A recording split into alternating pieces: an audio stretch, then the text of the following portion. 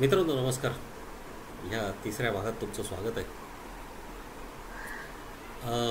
आपण कोर्स करतोय विद्युत वाहने बनवण्याचा. पण मित्रांनो मी नेहमी हे जे एपिसोड करतोय ह्याच्यामध्ये मी अनेकदा ह्याला कोर्स म्हटलेलं आहे, पण अनेकांना तो कोणता सर्टिफिकेट कोर्स वाटू शकतो माझ्या नंतर लक्षात आलं. तर कोणाला तसं वाटण्याचं खरं तर काही कारण नाही, कारण मी हे एपिसोड्स वैयक्तिकरित्या करतो आणि पण तरी एक खुलासा करतो की अजून तरी ह्या माझ्या व्हिडिओजना मी तसं कोर्स स्वरूप दिलेलं नाही आहे. त्या दृष्टीने यूट्यूबवर किंवा अन्यत्र तुम्हाला खूप मोठे मोठे शैक्षणिक कोर्सेस मिळतील. ते बरेचसे प्रोफेशनल कोर्सेस आहेत आणि आंतरराष्ट्रीय ख्यातीप्राप्त विद्यापीठांनी बनवलेले आहेत. माझ्या विद्यार्थ्यांनी ते कोर्सेस जरूर करावेत. कारण असं असतं की एका कोर्समुळे कोणी काही पारंगत वगैरे होत नसतो. कारण तुम्ही ठीक आहे, तुम्ही विद्युत वाहन बनवायला लागाल वगैरे वगैरे, पण तुम्हाला माहिती की शिक्षण कधी थांबत नसतं, विद्या घेणं कधी थांबत नसतं. पूर्वी गुरुकुलं असायचे, अनेक गुरु वेगवेगळ्या विषयांवर शिकवायचे आणि अधिक खोल असं प्रत्येक विषयात नेहमीच जाता येतं, याची तुम्हाला कल्पना आहे. त्याच्यामुळे असं कोणी समजू नये की एक कोर्स घेतल्याने आपण एकदम पारंगत होतो. पण पारंगत होण्याची गोष्ट वेगळी. तुम्ही विद्युत वाहन बनवू शकतात, तुम्ही तुमच्या लेवलवर विद्युत वाहन बनवू शकतात. जसं तुमचं शैक्षणिक आधीचं बॅकग्राऊंड आहे त्याप्रमाणे, जसं तुमचं भौतिकशास्त्राचं ज्ञान आहे, जसं तुमचं तंत्रज्ञानाचं ज्ञान आहे, जसं तुम्हाला हे एपिसोड्स पुढे जाता जाता तुम्हाला गणितं चांगली करता येत आहेत किंवा त्याप्रमाणे वस्तू तुम्हाला सिलेक्ट करून घेता येतात, तशी तुम्ही विद्युत वाहनं चांगली बनवत जाल. तर त्याही पलीकडे जर समजा तुम्हाला जर असे काही कोर्सेस तुम्हाला मिळत असतील, तुम्ही करण्याचा विचार करत असाल, तर तो मागे सारू नका, तो करा, जरूर करा. पण हे व्हिडिओज पाहून तुम्हाला तो किंवा तत्सम काही कोर्स केला तर त्याचा फायदा तुम्हाला द्विगुणित होईल, हे निश्चित आहे. तर मित्रांनो, मी तुम्हाला शिकवतो आहे विद्युत वाहने कशी बनवावी, बरोबर. तर मी पुढे जाण्यापूर्वी एक नेहमी विसरतो मी ती गोष्ट तुम्हाला सांगतो. मागच्या 2 एपिसोडमध्ये पण विसरलो. ते म्हणजे माझ्या व्हिडिओजना व्ह्यूज भरपूर आले, सबस्क्रिप्शन्स पण चांगले होत आहेत, पण त्या प्रमाणात लाईक्स मिळालेले नाही आहेत. कारण कदाचित तुम्ही लाईकचं बटन दाबायला विसरत असाल, अशी मला अपेक्षा. आणि तुम्हाला एखादी गोष्ट खटकत असेल, तुम्हाला आवडत नसेल, तर ती जरूर कमेंटमध्ये लिहा. कारण की मी इक्विपमेंट बनवण्यात वाकबगार आहे, व्हिडिओ बनवण्यात नाही. त्याच्यामुळे व्हिडिओ बनवताना काही चुकत असेल तर ते सांगण्याचा तुम्हाला अधिकार पण आहे आणि त्याची गरज पण आहे. कारण की तुम्ही जितकं ते सांगत जाल आणि जितक्या सुधारणा घडत जातील तितकं सगळ्यांनाच त्याचं बेनिफिट म्हणजे फायदा मिळत असतो. कारण की मुद्दाम तुम्हाला सांगितलं त्याप्रमाणे हा व्हिडिओ हे व्हिडिओ सगळे मराठीत करण्याचा प्रयत्न ह्यासाठी आहे की हे सगळं ज्ञान मराठीत यावं, हा एक अंतस्थ हेतू आहे. त्याच्यामुळे तुम्ही ह्या रूपाने हातभार लावा, कॉमेंट्स टाका, लाईक्स करा. त्यासाठी तुम्हाला ही विनंती करतो. त्याच्यामुळे काही आवडलं नाही तर कमेंट्समध्ये स्पष्ट लिहा. तर मंडळी, मी सांगितलं होतं की या भागामध्ये मी जी एकंदरीत कोर्सच्या दरम्यान बडबड करणार आहे, तर त्या बडबडीत जे काही शब्द येणार आहेत त्या शब्दांचे अर्थ आणि त्या अर्थांची यादी देतो, असं बोललो होतो की नाही तुम्हाला, ते या भागात आपण पाहणार आहोत. तर लक्षात ठेवा की हे जे शब्द आहेत ना, काही शब्द आहेत हे जसे येतील तर तुम्हाला आधीच त्याचे संगत लागावी, आपण एका प्लॅटफॉर्मवर यावं बोलताना, म्हणून या शब्दांचा खुलासा आज करतो. एक शब्द परत येईल, वारंवार येईल, तो म्हणजे व्हीलबेस. व्हीलबेस म्हणजे काय की एखाद्या वाहनाच्या बाजूला म्हणजे साईडला, उजव्या किंवा डाव्या बाजूने जर आपण त्या वाहनाकडे पाहिलं तर त्याला एक फ्रंट ॲक्सल असतो आणि एक रिअर ॲक्सल असतो. बाकी ॲक्सल पण असू शकतात बरेचसे, पण जनरली 4 चाकी वाहनांना हे 2 ॲक्सल असतात आणि 3 चाकी वाहनांना पण असतो. तर हे जे दोन ॲक्सलमधलं अंतर असतं की नाही, एक ड्रायव्हिंग असतो, एक ड्रिव्हन असतो, किंवा दोन्ही सगळे ड्रायव्हिंग असू शकतात. तर ह्या ॲक्सलमधलं जे अंतर असतं, ह्या ॲक्सलमधलं जे अंतर असतं त्या अंतराला म्हणतात व्हील बेस. या अंतराला म्हणतात व्हील बेस. असाच एक शब्द आहे, त्याचा जवळचा शब्द आहे व्हील ट्रॅक. बोलता नाही, व्हील ट्रॅक म्हणजे समजा तुम्ही गाडीच्या पुढे उभे आहात, गाडी तुमच्या अंगावर जर चालू झाली तर तुमच्या अंगावर असेल, तर तुम्ही उभे आहात आणि तुम्हाला समोरून काय दिसतं, गाडीची दोन चाकं दिसतात ना समोरच्या ॲक्सलची, फ्रंट ॲक्सलची. त्या दोन चाकांचे जमिनीला जे जिथं टेकलेले आहेत त्यांच्यामधलं अंतर जे असतं ना जमिनीला टेकण्याच्या बिंदूचं, ते मध्यभागीच असतं असं नाही आहे. जमिनीला टेकण्याचा जो व्हीलचा पॉईंट असतो ते नंतर तुम्हाला कॅम्बर अँगलमध्ये शिकवलं जाईल. तर तो जो व्हील टेकलेला असतो ना जमिनीला, तर त्याच्यामधलं अंतर जे असतं ना त्याला व्हील ट्रॅक म्हणतात. पुढून पाहिलं की तुम्हाला पुढची चाकणी असतील ते फ्रंट व्हील ट्रॅक, मागच्या बाजूला की रिअर व्हील ट्रॅक. तर व्हील ट्रॅक समजला मला वाटतं तुम्हाला, व्हील बेस समजलं तुम्हाला, व्हील ट्रॅक समजलं तुम्हाला. आता आहे टर्निंग रेडियस. टर्निंग रेडियस म्हणजे एखादे वाहन वळत असेल तर वळताना काय करतं, ते असं एक त्याच्या बाहेरचं चाक असतं ना, ते असं एक वर्तुळाकार गतीने जातं. हे जे वर्तुळ असतं ना त्याच्या चाकांनी आखलेलं, आता दोन पद्धती आहेत. आता चाक लक्षात घ्या. चाकाने सगळ्यात बाहेरचं जे वर्तुळाकार सर्कल, जे वर्तुळाकार मार्ग आखलेला असतो, त्या वर्तुळाचा केंद्रबिंदू कुठंतरी असेल. त्या केंद्रबिंदूपासून त्या वर्तुळाच्या परिघापर्यंत जे अंतर असतं त्याला त्रिज्या म्हणतात वर्तुळाची. तर म्हणून ती रेडियस ही जी असते ही टर्निंग रेडियस म्हणजे वळण त्रिज्या, एखाद्या वाहनाची वळण त्रिज्या. आता दोन पद्धती तुम्हाला म्हटलं. दोन पद्धती म्हणजे काय की चाकाच्या बाबतीत तुम्ही मोजाल, कोणी मोजतील पुढच्या चाकाची, कोणी मोजतील मागच्या चाकाची, हो की नाही. म्हणजे इथेच दोन झाल्या. तिसरी अशी आहे, म्हणजे मी दोन प्रकार म्हटले त्यात, की एस टी बस आहे, त्याची बॉडी बाहेर येते ना मागून, ह्या असं वळताना ती मात्र मागून अशी जाते ना, हे चाकाच्या बाहेर आहे ना ते, त्याची बॉडी, त्याची त्रिज्या जास्त मोठी आहे या चाकाच्यापेक्षा. मग संपूर्ण बॉडीसाठी ती त्रिज्या किती येते त्यालाही टर्निंग रेडियस म्हणतात. काही जण म्हणतील की चाकाची आम्ही मोजतो, काही जण म्हणतील आम्ही याची मोजतो, कसली तुमच्या बॉडीशी मोजतो, ओके नाही. तर ती झाली टर्निंग रेडियस. त्याच्यानंतर एक महत्त्वाचा शब्द मी शॉर्टलिस्ट करून ठेवला होता, तो म्हणजे टॉर्क. आता टॉर्क म्हणजे काय मंडळी, तर एखादं वर्तुळ असतं, सर्कल, आणि ते सर्कल फिरत असतं. तर ते कसलंही असेल सर्कल. इथं आपल्याकडे गाडीमध्ये व्हील असतं, व्हील, ते व्हील फिरत असतं आणि त्या व्हीलला फिरवण्यासाठी आपण त्याच्या ॲक्सलला जोर लावलेला असतो, तो त्याला म्हणतात फोर्स. तर तो फोर्स लावतो ना आपण, तो असतो टॉर्क. हा टॉर्क काय असतो, हा फोर्स गुणिले त्या चाकाच्या परिघाला, त्या सेंटरपासून मिळणारं अंतर म्हणजेच त्रिज्या, चाकाची त्रिज्या, यांचा गुणाकार म्हणजे टॉर्क. बघा, फोर्स कशात मोजतात, फोर्स मोजतात न्यूटनमध्ये. कॅपिटल एन कोणताही शास्त्रज्ञ असेल त्याच्या नावाने जर परिमाण होत असेल तर त्याला कॅपिटलमध्ये ते अक्षर लिहायचं असतं, न्यूटन. त्याच्यामध्ये मोजतात फोर्स गुणिले त्रिज्या चाकाची, ती कशात मोजतात, मीटरमध्ये. त्याच्या सिस्टीममध्ये मीटरमध्ये मोजतात. न्यूटन कॅपिटल, स्मॉल एम म्हणजे न्यूटन मीटर, हे टॉर्कचं परिमाण. आणि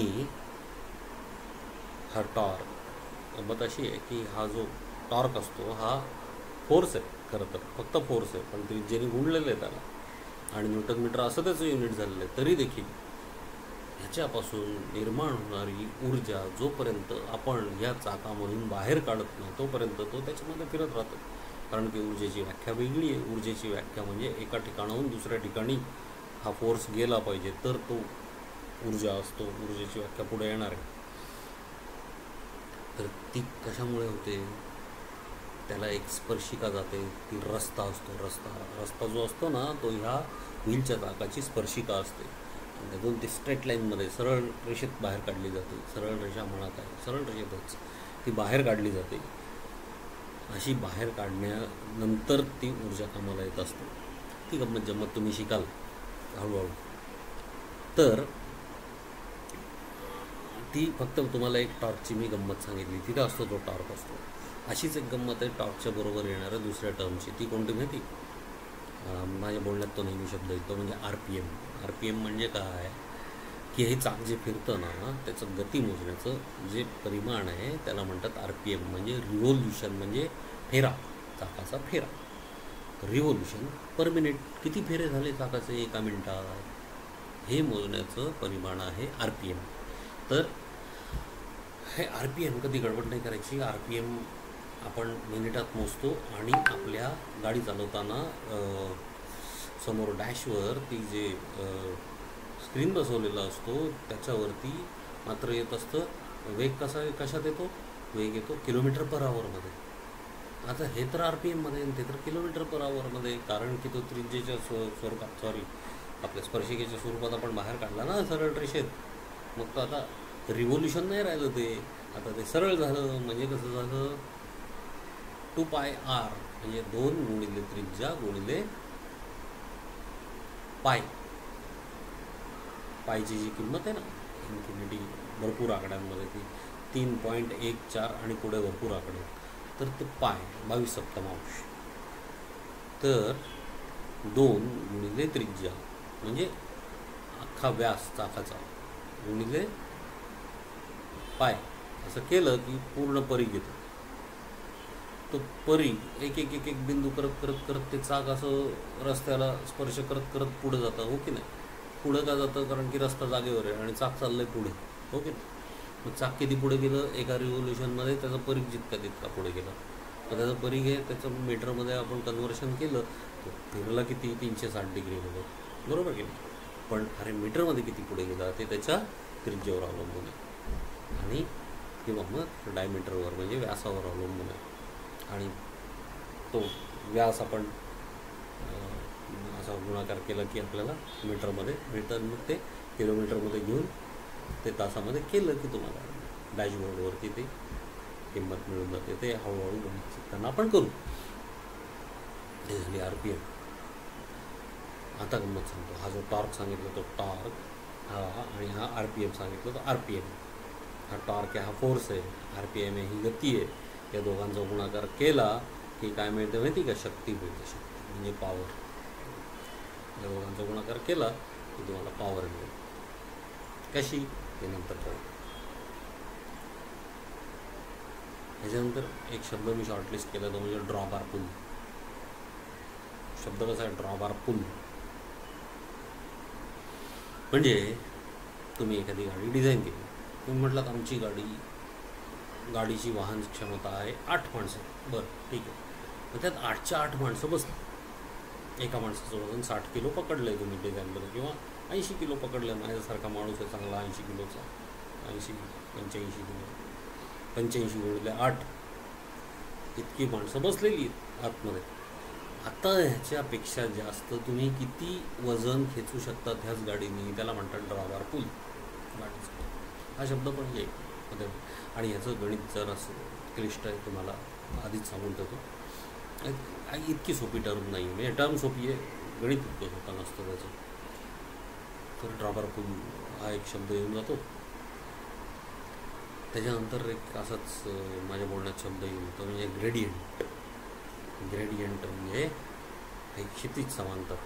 आपला रस्ता क्षितिज समांतर असेल असं आपण गृहीत धरलेलं, पण घाट येतो मध्ये, रस्ता चढण येते, असा होतो रस्ता, असा होतो रस्ता, क्षितिज समांतर राहत नाही. मग क्षितिज समांतर हे क्षितिज समांतर रेषा, आणि त्याला हा रस्ता असा किंवा असा गेला तर ते कसं मोजणं?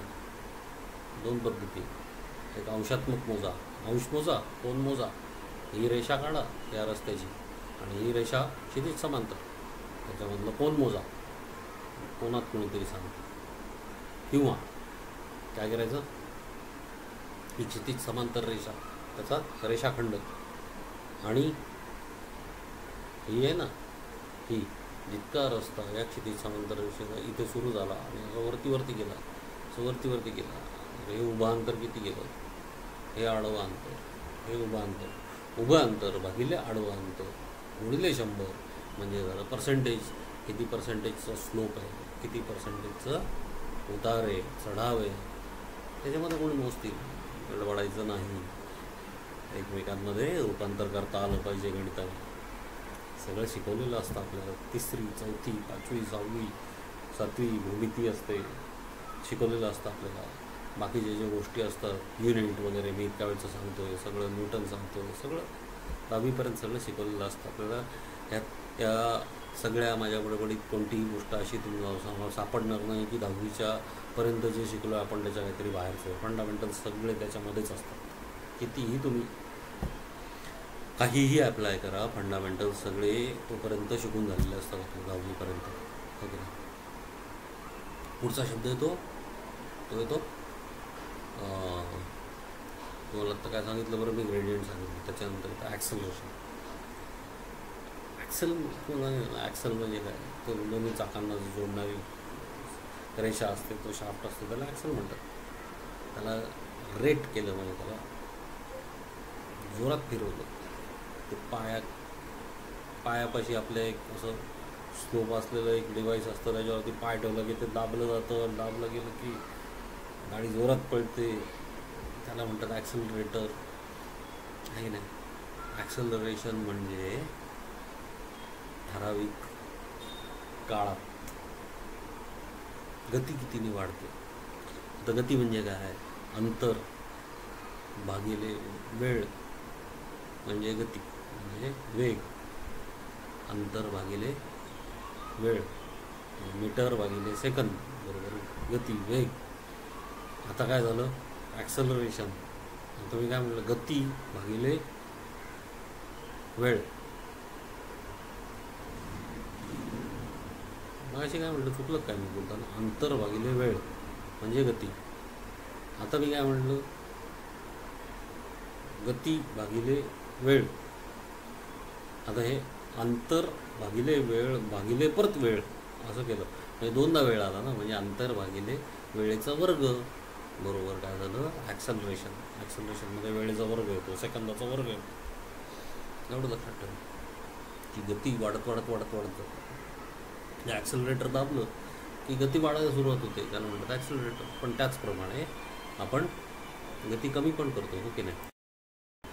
गती कशी कमी करतो आपण, ब्रेक दाबून कमी करतो. दोन्ही सारखंच आहे, ॲक्सेलरेटर आणि ब्रेक, पण मॅकॅनिझम्स वेगळे वेगळे, पण भौतिकशास्त्रासाठी दोन्ही सारखंच आहे, फक्त उलट असतं, एकमेकांना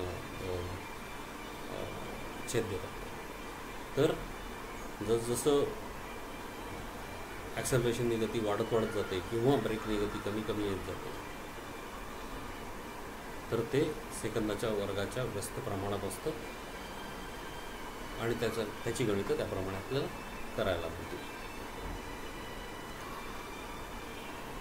त्याच्यानंतर एक शब्द येईल वारंवार, डिफरन्शियल म्हणून. आता हा डिफरन्शियल म्हणजे काय की गाडी वळते की नाही. गाडी वळताना तुम्ही पाहिलं असेल की हे वर्तुळाकार तयार होते की नाही, गाडी वळण्याचं वर्तुळाकार मार्ग तयार होतो, त्याच्यामध्ये आतलं चाक आहे आणि बाहेरचं चाक आहे. तर बाहेरचं चाक वेगाने जास्त पुढे जायला लागतं, आतलं चाक कमी वेगाने फिरतं. आता तुम्ही एकाच ॲक्सेलवर हे फिरवत आहे, हो की नाही, दोन्ही चाक. कोणी पूर्वी बेनहर नावाचा सिनेमा पाहिला का, ऑस्कर अवॉर्ड्स आहेत त्याला. त्याच्यामध्ये रथ ना, रथाला काहीतरी 7 का 8 का 18 काहीतरी घोडे लावले जीसस क्राइस्टच्या जीवनीवर मला वाटतं, आणि त्या रोमन कल्चरवर सिनेमा येतो. तर त्याच्यामध्ये रोमन असेल, इजिप्शियन असेल, मलाही आठवत नाही, मी लहानपणी पाहिलं होतं. तर त्या बेनर सिनेमामध्ये मला एक प्रसंग आठवतो, असे घोडे आहेत ना, असे जात असतात. मला वाटतं ऑलिम्पिक वगैरेच्या वेळचं असेल ते. तर ते घोडे आहेत ना, तर आतले घोडे आहेत ना, ते छोट्या छोट्या पावलांच्या टापा टाकतात आणि बाहेरचे घोडे लांब लांब लांब टापा टाकतात. तेव्हा ते सगळेच्या सगळे घोडे असे एकत्र करून त्यांनी कॅमेरा घेऊन असं सगळ्या टापा एका रांगेत दाखवले आहेत. तर थोडक्यात काय आहे की आतला घोडा हळू चालतो आहे, बाहेरचा घोडा जोरात चालतो आहे. तसंच आपल्या गाडीचं आतलं चाक हळू जाणार आहे, बाहेरचं चाक जोरात जाणार आहे. हा जो प्रकार आहे, तर ह्या प्रकाराला निभावून देणारा एक डिव्हाइस म्हणजे एक प्रकारचा विशिष्ट गिअरबॉक्स दोन्ही चाकांच्या मध्ये लावलेला असतो. ट्रकच्या मागून तुम्ही जात असाल तर मागे जरूर लक्ष द्या की दोन चाकं असतात आणि मध्ये अशी हंडी असते मोठी. ती हंडी म्हणजे डिफरन्शियल, आणि ह्या ॲक्सलला म्हणतात डिफरन्शियल ॲक्सल. ट्रकच्या मागे लावलेलं असतं डिफरन्शियल ॲक्सल. तर हा एक शब्द येईल माझ्या बोलण्यात नेहमी. ट्रॅक्टिव्ह एफर्ट हा एक शब्द येईल. ट्रॅक्टिव्ह एफर्ट म्हणजे रबर पुल आपला शब्द गेला आहे की नाही साधारणपणे त्यासारखा हा शब्द. तो म्हणजे एकंदरीत तुम्ही किती जोर लावलेला आहे गाडीला खेचण्यासाठी. शक्ती म्हणजे पॉवर. तुम्हाला मी नेहमी सांगतो त्या पॉवरची एक गंमत आहे. ऊर्जा आहे ना, ऊर्जा, तिला जेव्हा काळाने म्हणजे टाईमने आपण भाग देतो त्यावेळेला त्याला पॉवर म्हणजे कसं तुम्हाला सांगतो. कोणीतरी साहेबांनी वर्करला सांगितलं, सुपरवायझरला मुकादमला सांगितलं की या सिमेंटच्या किती 100 गोण्या आहेत ना रे. हां, 100 गोण्या. ते 100 मीटरचं आपलं 100 आहे 50 पकडूया, आकडा वेगळा घेऊ. हां, या 100 गोण्या 50 मीटर अंतर असलेल्या आपल्या दुसऱ्या स्टोअरमध्ये हलवायच्या. मुकादम म्हटला हो साहेब हलव. 3 माणसं आणली की ते करता येईल असं त्याच्या मनातल्या मनात विचार चालू आहे. आता गंमत पहा. साहेब म्हटले काय सांगतो, मला दुपारी 1 वाजेपर्यंत हलवायच्यात त्या. मुकादमचं डोकं चालू झालं. आता 6 माणसं लागतील बरं का आपल्याला हलवायला. आधी काय सांगितलं होतं की ह्या गोण्या इथून तिथं न्यायच्या. आता ह्या गोण्यांचं वजन किती, 100 गोण्या. 100 गोण्या समजा 10-10 किलो असतील किंवा 100 किलो असतील, पण आपण 10-10 किलो गणितासाठी म्हणू. 100 गुणिले 10 म्हणजे 1000 किलो फोर्स. तो 50 मीटर हलवायचा. 1000 गुणिले 50 मीटर ही झाली ऊर्जा. 1 वाजेपर्यंत हलवायचं आहे म्हणजे त्याच्याकडे 4 तास आहेत समजा, बरोबर. त्याचं सेकंदात रूपांतर करायचं. 4 तास गुणिले 3600 म्हणजे सेकंदात रूपांतर होईल. आणि ते जे सेकंद आहेत ना, त्या सेकंदानी ह्याला भागायचं, ह्या ऊर्जेला. असं भागल्यानंतर जी मिळते ती पॉवर, जी मिळते ती शक्ती. मगाशी काय मी सांगितलं टॉर्क गुणिले RPM बरोबर पॉवर. कसं काय झालं, बरोबर आहे. टॉर्क काय आहे, फोर्स आहे. सिमेंटच्या गोळ्या काय आहेत, त्यांचं वजन काय, फोर्स आहे. टॉर्क पण फोर्स आहे. हे अंतर आहे. मग काय केलं, अंतर आहे, मग ऊर्जा आली ना. फोर्सला गुणिले अंतर केलं तर ऊर्जा आली. पण त्यांनी वेळ सांगितला म्हणजे फोर्स गुणिले अंतर, जोर गुणिले अंतर भागिले वेळ, इतक्या वेळात झालं पाहिजे म्हणजे पॉवर झाली. म्हणजेच फोर्स गुणिले गती. काय केलं, डिस्प्लेसमेंट म्हणजे अंतर भागिले वेळ. हे वेगळं काढा. अंतर भागिले वेळ म्हणजे गती झाली. मग तिकडे तसंच आहे ना, टॉर्क गुणिले RPM गती झाली. हा टॉर्क झाला. फोर्स गुणिले गती म्हणजे माझी पॉवर. तसंच येते, दोन्ही सारखंच आहे. पॉवर अशी डिराईव्ह करायची असते, युनिट्सवरून डिराईव्ह करायची असते, डिराईव्ह करायची असते. तर ही पॉवरची गंमत मी तुम्हाला सांगितली. रेटा म्हणजे फोर्स मी तुम्हाला नेहमी म्हणत जाईल. त्याच्याचप्रमाणे अजून एक जरा हटके शब्द सांगतो. दोन ठेव. BMS म्हणजे आपली आता बऱ्याच वेळेला लिथियम आयन बॅटरी वापरली जाणार आहे विद्युत वाहनांमध्ये. आत्तापर्यंत जास्तीत जास्त लेड ॲसिड बॅटरीज पण वापरल्या गेल्या आहेत. लिथियम आयन बॅटरी आता वापरायला सुरुवात झालेली. त्याच्यामुळे लिथियम आयन बॅटरीच्या मॅनेजमेंटसाठी बॅटरी मॅनेजमेंट सिस्टीम असते, त्याला म्हणतात BMS. त्याचा शॉर्ट फॉर्म BMS. ऊर्जेचं मी तुम्हाला सांगितलं. ऊर्जा काय, ऊर्जा म्हणजे फोर्स गुणिले अंतर, FS. बस अजून जास्त त्यात मिक्स नाही करत बसायचं काही. त्याला जर वेळेने भागलं तर त्याची पॉवर होते. ऊर्जा मोजतात जूलमध्ये, कॅपिटलचे, बरोबर. जूलने काय केलं, ऊर्जेचं एककत्याच्या नावाने. आणि पॉवरचं वॅट, जेम्स वॅटने काय केलं, वाफेचं इंजिन बनवलं ना. म्हणतात घरीच पहिल्यांदा बनवलं की नाही, माझ्याकडे पूर्ण माहिती नाही आहे, खात्रीशीर माहिती नाही, पण असं म्हणतात की जेम्स वॅटने, आपण शाळेत शिकलो की पहिलं वाफेचं इंजिन जेम्स वॅटने बनवलं. तर त्याच्या नावाने कॅपिटल डब्ल्यू पॉवर मोजतात, आणि जेम्स वॅटच्या आपलं जूलच्या नावाने ऊर्जा मोजतात. ऑर्कमध्ये पण मोजतात, पण आपण SI सिस्टममध्ये जूलच्या नावाने मोजतो, कॅपिटल जे.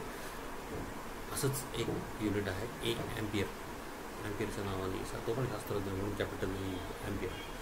पण आपण ते युनिट वापरतो ॲम्पियर आवर म्हणून शब्द येतो मला नेहमी माझ्या बोलण्यात. ॲम्पियर आवर तो कशाच्या संदर्भात आहे, तो पण बॅटरीच्या संदर्भात आहे. बॅटरीमध्ये साठवलेली ऊर्जा जितकी असेल त्याला म्हणतात ॲम्पियर आवर, त्याला म्हणतात ॲम्पियर आवर. ती वापरली जाते, ती पण ॲम्पियर आवर, बरोबर. म्हणजे ॲम्पियर गुणिले वेळ, ती ऊर्जा साठवलेली कॅपॅसिटी म्हणूया बॅटरीची. आणि त्याच्यानंतरचा एक शब्द सांगतो आणि थांबतो. तो शब्द असा आहे की रिॲक्शन फोर्स. रिॲक्शन फोर्स म्हणजे काय, तर न्यूटन साहेबांनी काय सांगितलं, ॲक्शन आणि रिॲक्शन, क्रिया आणि प्रतिक्रिया, हे दोन बलं असतात, ते एकमेकांच्या विरुद्ध असतात. अजून एक आपल्याला शिकवलं, ही बलं म्हणे सारखी असतात. नाही, ही बलं नेहमी सारखी नसतात. ज्या वेळेला स्थिर स्थिती येते त्यावेळेला ही बलं सारखी असतात. उदाहरण द्यायचं सांगतो. एखादी कार एक रस्त्यावर उभी आहे ना, शांतपणे.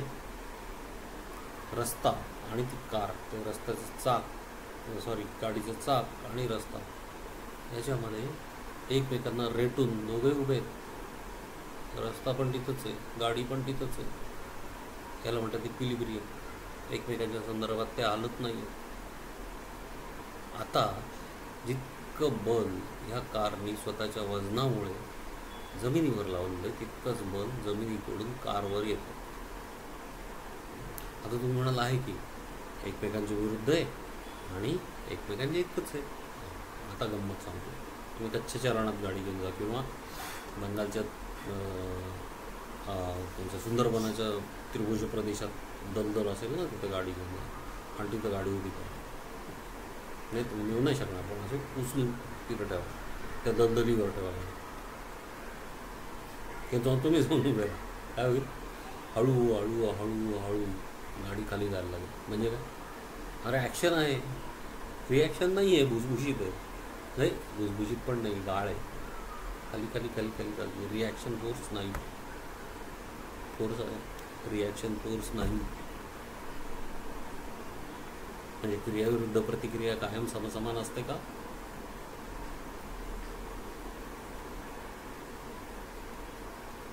जेव्हा स्थिर स्थिती येते त्यावेळेला क्रियाविरुद्ध प्रतिक्रिया समसमान असते. लक्षात घ्या.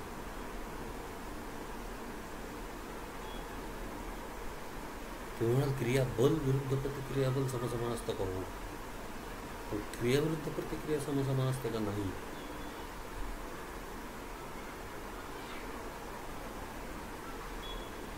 क्रियेने बल लावलं म्हणून ती गाडी खाली खाली चालली आहे दलदलीत. प्रतिक्रियेने बल लावलेलं आहे. दोघांचं बलाबल समसमान आहे, मात्र स्थिर स्थिती नाही.